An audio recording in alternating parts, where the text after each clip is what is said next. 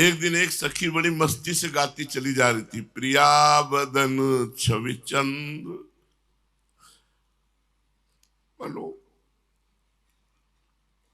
प्रीतम नयन चकोर प्रेम सुधारस माधुरी पान कर। अब कानों में ऐसा लगा जैसे कोई अमृत पिला रहा हो, और तो पीछे पीछे चलने लगे। वो अकेले जा रही थी और बड़ी मस्ती से गा रही थी। जब उसने पीछे देखा कोई लाल वस्त्रधारी, उसने कहा क्या है बाबा? तो चेहरा देखते ही, आंसू देखते ही समझ गई कि भाव में। तो हमका सखी हमको ग्रंथ ला के देखो, किस ग्रंथ से आप गा रही थी?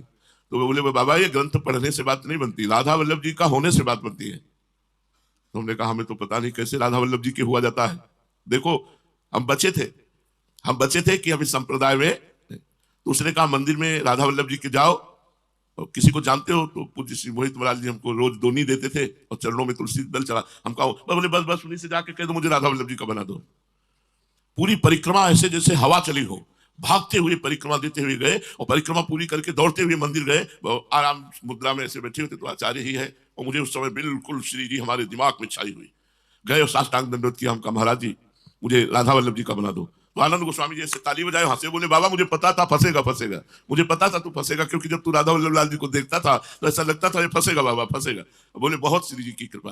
तो पूज्य श्री मोहित महाराज जी ने कहा पूज्य श्री राधेश लाल जी से आप ये प्रार्थना कीजिए। हम कहा नहीं, हमें आदेश हुआ है आपके लिए, आप हमें श्री जी का बना दीजिए। तो जय जय श्री राधेश लाल जी भी विराजमान थे। उन्होंने कहा कि अरे देर क्यों, श्री जी का आदेश है, चलो शुरू। तो अपने पास से उन्होंने कंठी, हमारे पास 1 रुपया नहीं रहता था, कंठी मंगाई, कंठी बांधी और शरणागत मंत्र दिया।